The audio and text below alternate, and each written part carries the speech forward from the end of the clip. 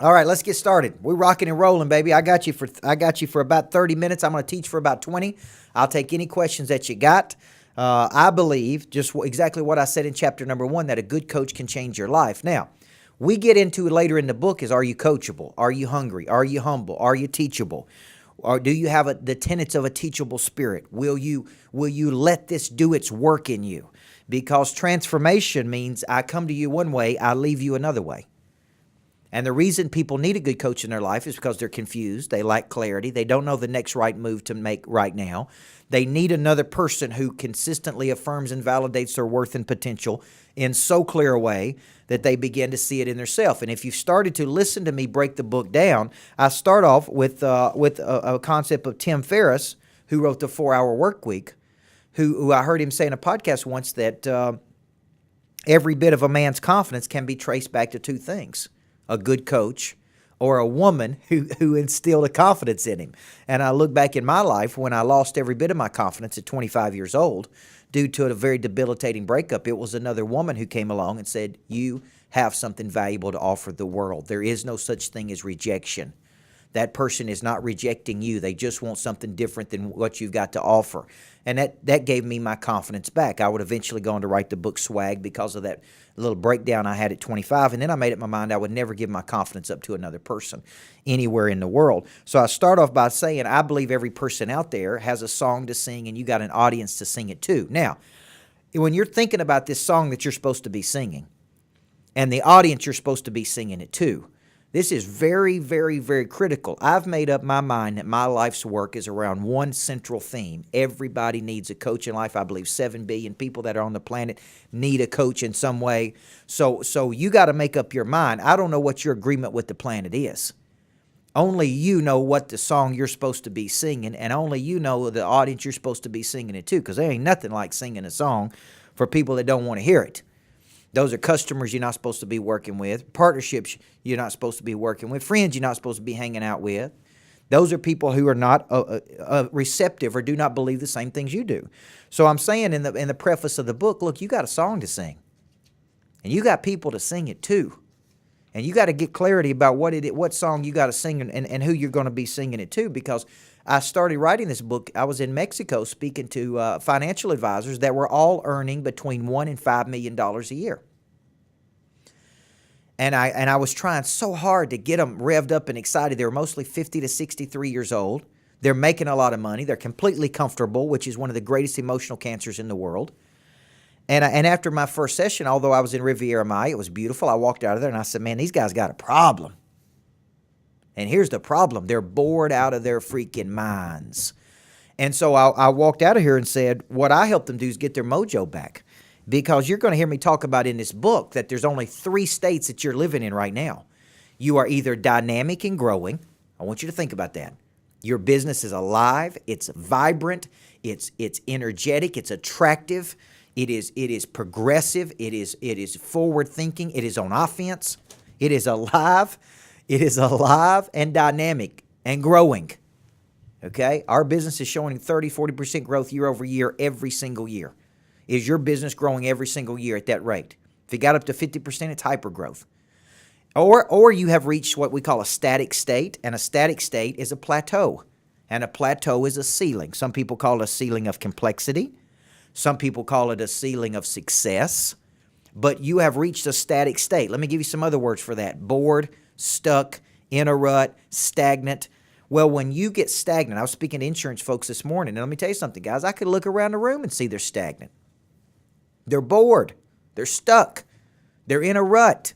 They're not moving. They're not growing. They're not progressing. They've allowed themselves to reach a complacent state. Complacency is a gradual settling to a place of mediocrity. So just remember this. Satisfied needs never motivate a person. Only unsatisfied needs. Only unsatisfied needs. I was on the phone yesterday looking at private airplanes for me to fly all over the country because I get so sick of being in airports for days, and it's an emotional tax on me. I don't get to see my family. And the guy's telling me how much it costs, and I'm sitting there going, boy, I'd like to be on one of those. I'd already be home. I'd already be seeing my baby girl, man. But guess what? That's an unsatisfied need. I got to work harder to get one of those bad boys.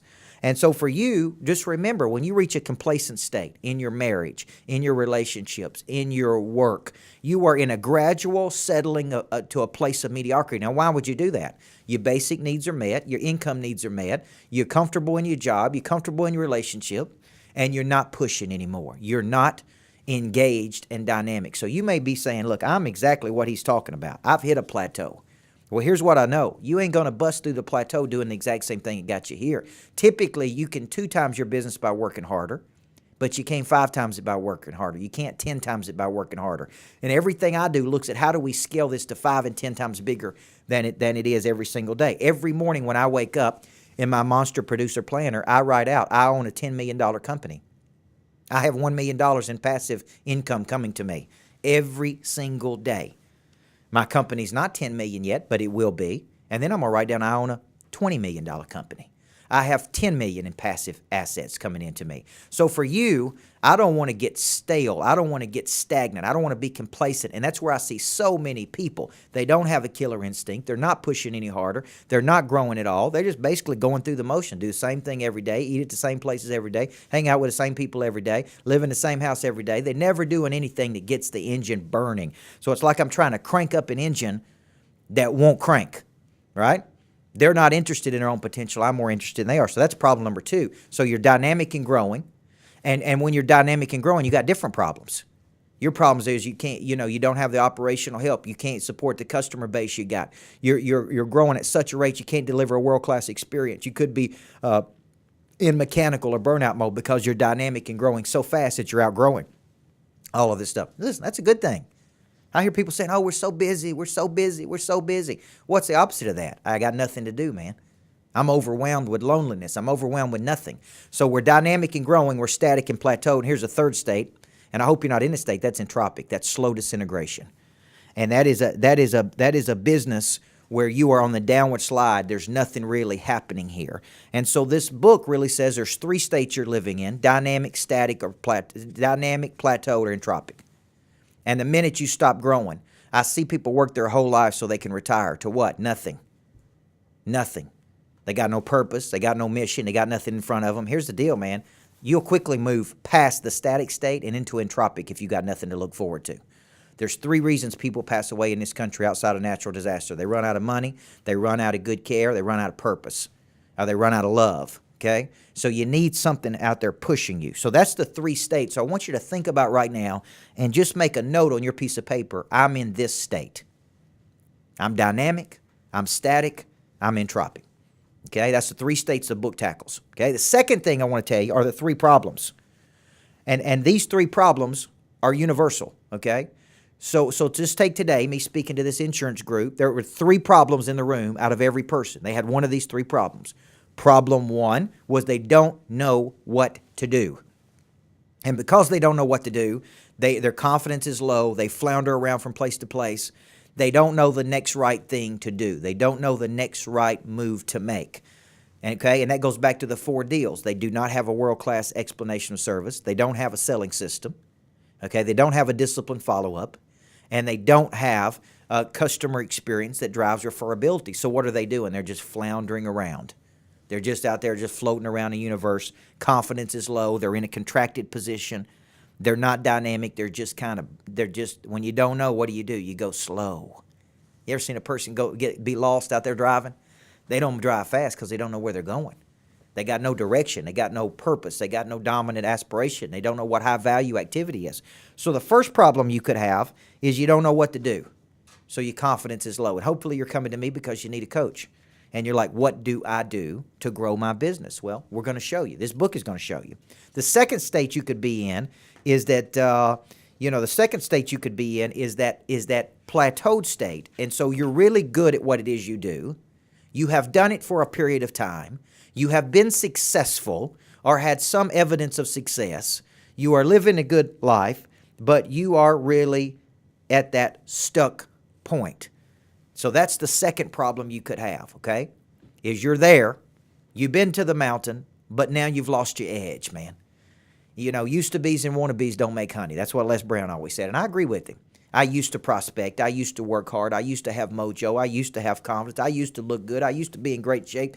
I used to push and push and push. But now I've just kind of hit a roadblock. Well, when you hit a roadblock, plateau, let's call it, it's always a strategy change. Sometimes it's a hustle thing, but for the most part, it's a strategy problem. You got to step back, and that's where that 2.2 millimeter of strategy change comes in.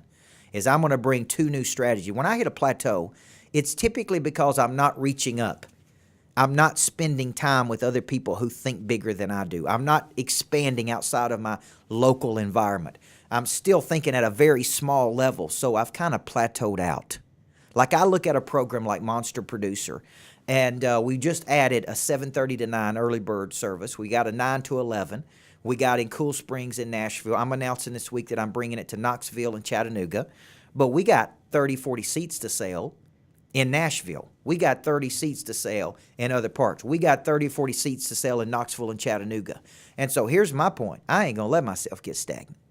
Is it scary to go in those markets? You better believe it. We don't know if anybody's going to show up. But I made a fundamental decision last night on that plane that I am not going to be satisfied with where we are. We got more people to help and more things to do. So your second problem, so those are strategy things. Those are strategies. So I'm bringing two new things to the market. Third problem you got is you're really, really good. You've mastered and conquered most of what you do, but now you're bored out of your freaking mind. And those are the financial advisors that were making $1 to $5 million, or you're making $100,000 and you're bored, or $250 and you're bored, and your needs are met, and you go the same place on vacation, and you get to do what you want, but you're just in a real content state. Now, I'm not saying being content is a bad thing. Timothy says, in the book of Timothy, we brought nothing into the world, and we certainly take nothing out of the world. But I actually believe that you were hardwired and manufactured by God to expand, to grow, to take dominion, to multiply. In the Old Testament, it meant make more babies. In the New Testament, it meant grow, take dominion over your area. And I think you're actually suppressing that desire to go out there and grow and that's why you feel frustrated. You know you were hardwired for more. You know you have more potential in the tank. You know that you're not doing what you're capable of doing. I'm not even close to my potential. When people look at me, if they say, man, Coach is clicking on every cylinder, I ain't even close. Some days I'm clicking on it better than others. But I look at all the people on this call, and I'm like, man, you ain't even close. Amy, you ain't even close. Alicia, you're not even close. Roy Frazier, you're not even close. You're not even close to what it is you're capable of doing. Now, you may need me to tell you that. You may need somebody to show you how to get there. You may need a little extra bump in your giddy up, but here's the deal. I believe you are hardwired to go. So if you're in that third state, you're bored. And when you're bored, you get into trouble. Kids get into trouble from 3 to 6 p.m. when they're unsupervised. Adults get into trouble when they're unsupervised and they don't have anything to get up and push for. So for you got to decide what state you're in. You got to decide which problem you got, and we got to go to work on attacking that problem. A good coach will always find and fill your missing structure. So I'm going to give you some things to work on right now as we're working through this. I would like to know, number one, what is your dominant focus for 2017? This is a single, tangible outcome you would like to drive in a 12-month cycle as measured in 30-day windows. It's got to be quantitative. We have to be able to measure it. You got to be able to know where you are in relationship to it. My dominant focus, number one, is 5 success stories a week. I want a churn of less than 1.5%. I want to go out and sell $2.4 million worth of coaching services. Okay, I want to collect over $2 million of coaching services. So every day I look at my number, where I am in my Monster Producer Planner. Here's my goal, 200,000. Here's my actual where I'm at today. Here's the date I've got, the 25th, 26th of January. Here's how many days I got left to hit it. But too many people have qualitative focuses. Well, I'd like to be a little bit better off this year than I was last year. What is the song you're supposed to sing and who you're supposed to sing it to? Okay, Brandon, is there a question on there? I'm seeing something on there.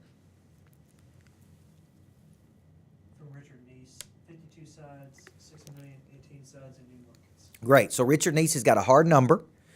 We can measure it every 30 days. Where is he in relationship to his number? That's what I'd like to know. What's your dominant focus? Now, if you read the book, I start off with a story about Wayne Dyer. Wayne Dyer was considered one of the greatest self-reliance, self-help, self-reliance teachers in the world. He sold over 65 million books. He was a guy who grew up reading. And he talks about becoming the self-reliance guru. He believed that he had a conversation with God before he was born. And God said, Wayne, what would you like to be while you're on earth? And Wayne thinks about it for a second, and he says, I would like to be considered the greatest self-reliance teacher in the world. And God looks at him and says, are you sure? Are you sure this is what you want to become? This is the song you want to sing? And he says, yes, this is it. This is what I want to sing. He said, well, I'll tell you what I'm going to do then. If this is truly what you want to become, then to get you prepared for that, I'm going to give you an alcoholic father who will leave the family and walk out on you. I'm going to give you a mother who cannot tend to you and your brothers. You're going to live in multiple orphanages. Okay, you're going to be out there fending for yourself from a young kid all the way up to you're a high school student. You're going to have to learn and master self-reliance. And then one day, you're going to become the self-reliance expert to other people. This is your mission in life. Do you accept this mission, yes or no? Because it ain't going to be easy, man. You're going to spend 10, 15, 20 years just becoming good at this so you can help other people. And when Wayne Dyer passed away at 75 years old, he was considered one of the greatest self-reliance teachers in the world. Now, that was his assignment. I don't know what your assignment is. Mine is going out there and moving people from a defensive position to an offensive mobility. I don't know what your agreement is with the planet. But here's what I got to know. I got to know, number one, what is your number that you want to hit? Okay, I got to know, number two, where are you in relationship to that number January 25th? If you break it down in 30-day increments, it's got to be tangible. It's got to be quantifiable. I got to be able to measure it. So right now, while you're out there, I want you to write your number down. Richard Neese is giving me his. 52 sides, okay? It's typically a hard number. I'm going to make this much in sales. I'm going to collect this much in commissions, but it cannot be qualitative, okay? Number two question I want to ask you, and we get all this stuff in the book. What is your 2.2 millimeters of strategy change? A good plastic surgeon never makes more than 2.2 millimeters of strategy change.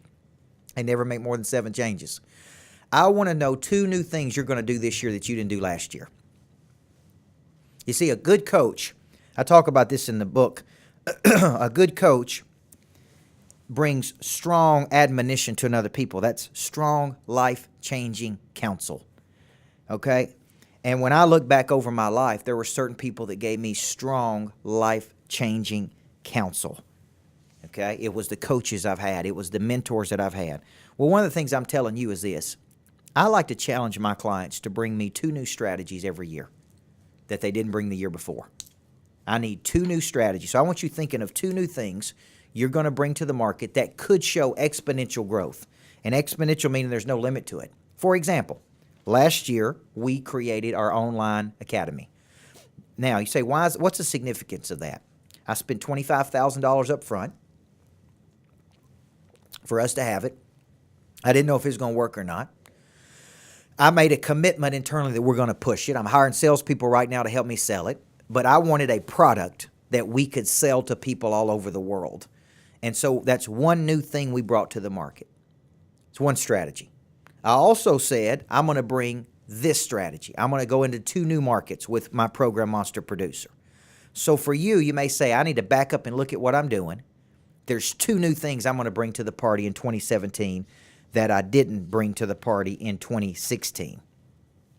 What are your 2 new things? What's your 2 new strategies? I recommend you using 14 to 20 different strategies to generate leads in business. In the book, my selling system is in there. We go into the explanation of service. We go into how to follow up. I go into all this stuff in the book, okay? But I believe, number one, you don't have enough strategies, or the strategies you are using are not generating enough leads. If you're not hitting your sales goals and you're not on track per 30 days, this is pretty simple deduction. You don't have enough strategies, or your strategies you got suck. That's just all there is to it. I got strategies that don't work. So what we got to do is we got to build more strategy in. Just like a coach trying to win a game, it's got 52 plays. I like 14 to 20 different strategies simultaneously. So I want to know 2 new strategies you're bringing to the equation this year. Number 3. So we got our dominant focus. That's our single tangible outcome. So Alicia says, I like to sell 18 homes my first year. Great. Great dominant focus. We can measure it. We can look at how many you need to sell every month. Now we backtrack and see how many strategies we're using. Is it driving enough leads? Nope. You may say, well, what do I need to do? What is my strategy? Well, you need a selling system. You need $1 million follow-up. You need to generate more leads, okay? And you need specific intentional ways to do that. So think about this. I got a big goal. comes down to a quarterly goal, comes down to a monthly goal, comes down to a weekly goal. And here's the $1 million question. What do I got to do today? I got to take 3 actions today that will generate new business every day. We call those high value activity. So number one, we got dominant focus. Number 2, we got a 2.2 millimeter strategy change. Number 3, I want to know how you are going to overcome obscurity in the new year. Okay, and I think obscurity is the biggest problem we're all facing. For example, there's 169,000 people in Rutherford County. That's where I live. 1.8 million people in Middle Tennessee. Here's my strategy. Be known by every one of them. So you say, what are you doing this year? Well, we're doing a documentary. We've increased my YouTube by 5 times. We're doing all kinds of things to become better known, to become more famous. That's straight out of Person of Interest. But I want to know, what are the 3 things you're going to do to overcome obscurity this year? How are you going to get your message out? Are you going to do events? Are you going to do advertising? Are you going to market?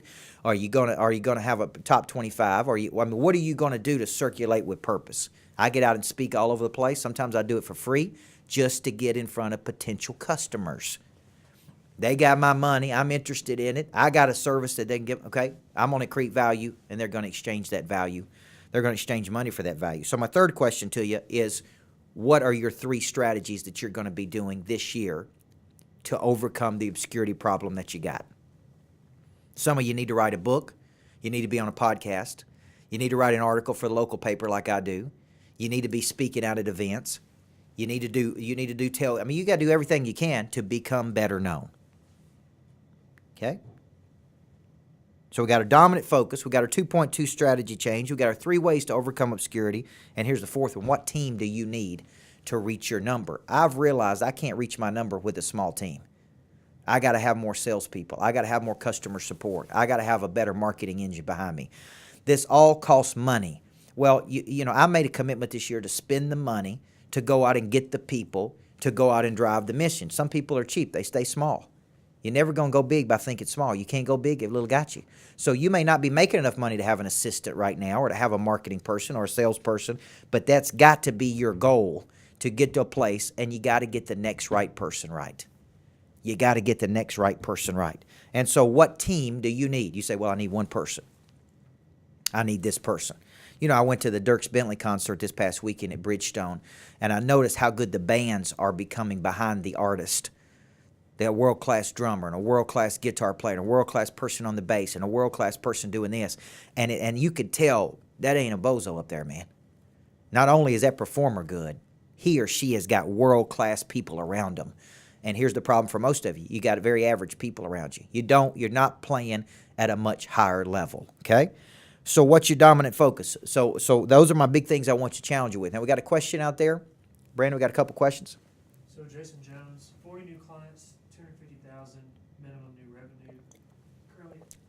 Currently at 6 new clients in January, moving into healthcare consulting and physician practice management. All right. So I like this. Jason Jones has got the number of clients he's going to get. I love it.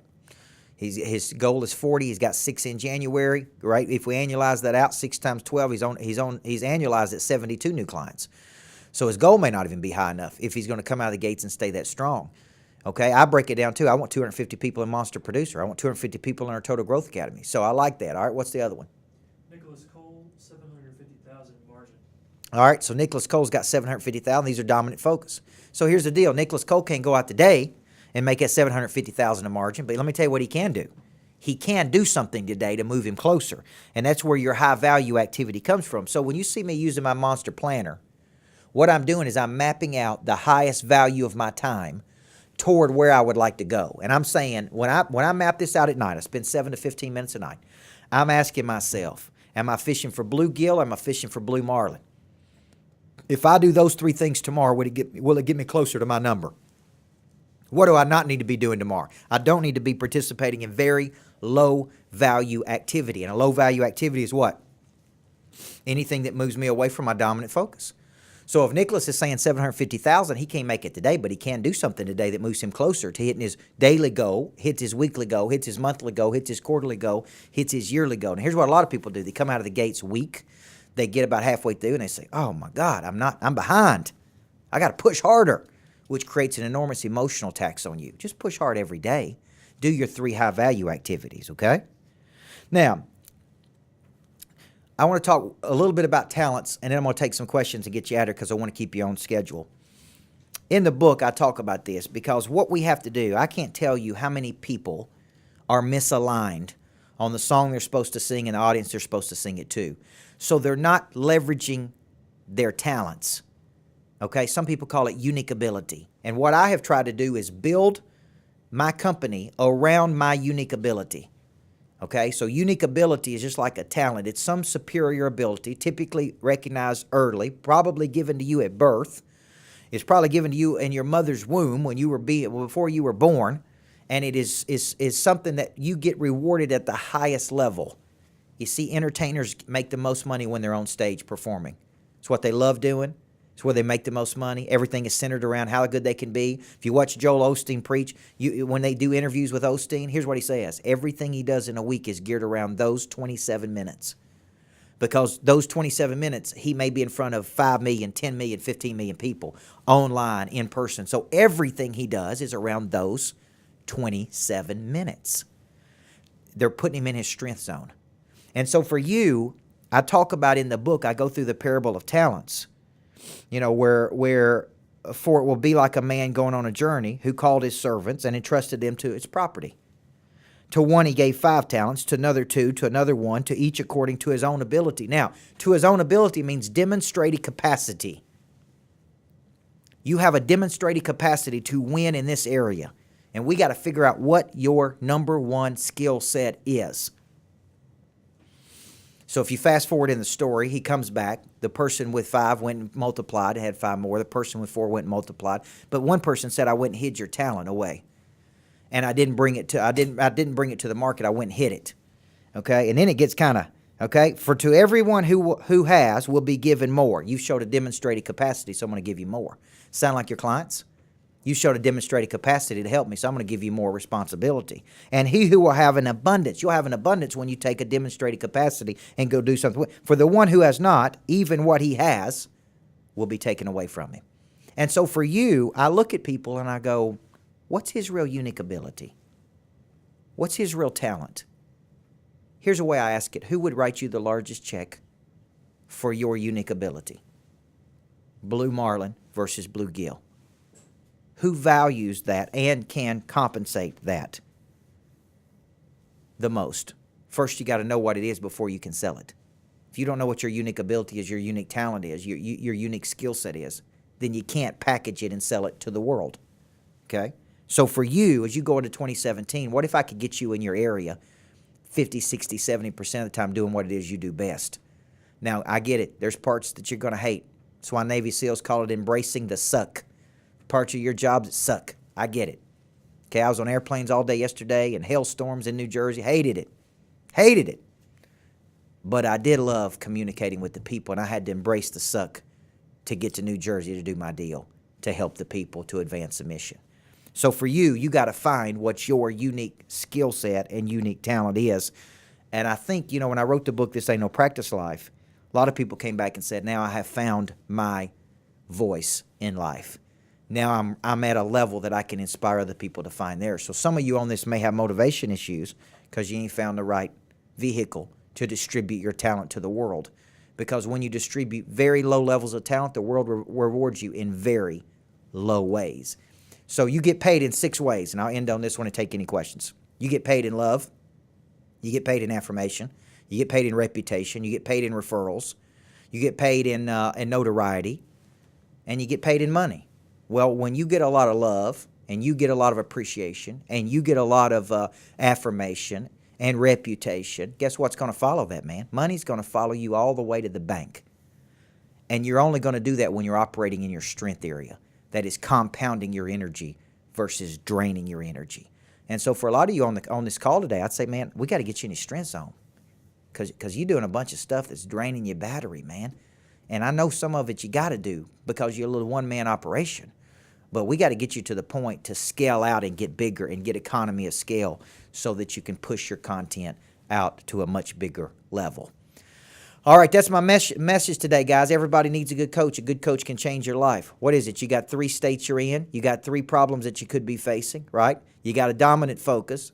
You bring a new strategy to the equation. That's new ideas, new concepts.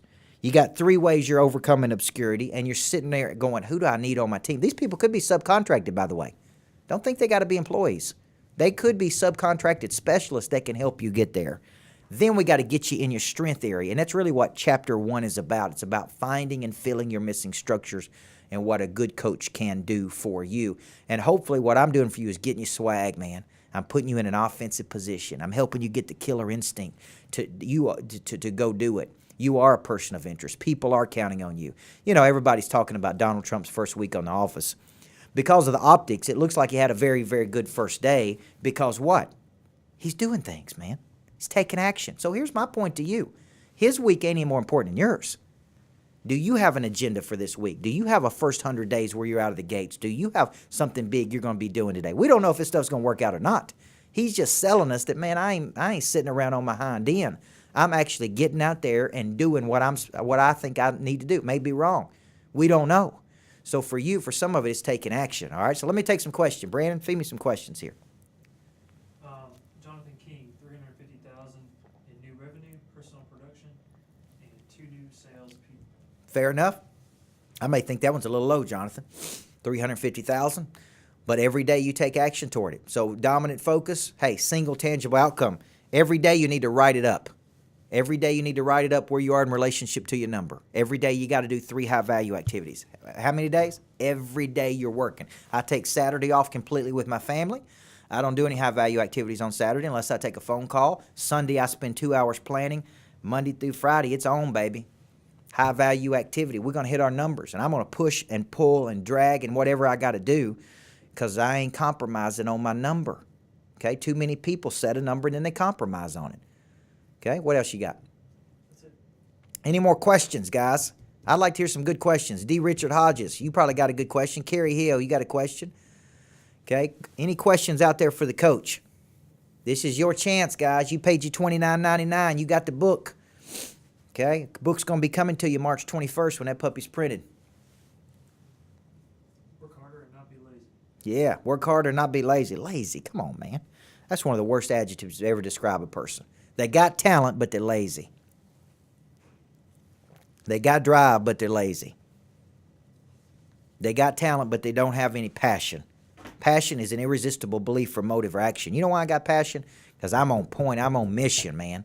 This ain't a job to me. If this is a job, I'd have quit a long time ago when the suck part came in. This is what I'm supposed to be doing. This is what you're supposed to be doing. You got a song to sing, and you got people to sing it too, okay? New to you, what book would you recommend I read first? What book do I recommend you read first?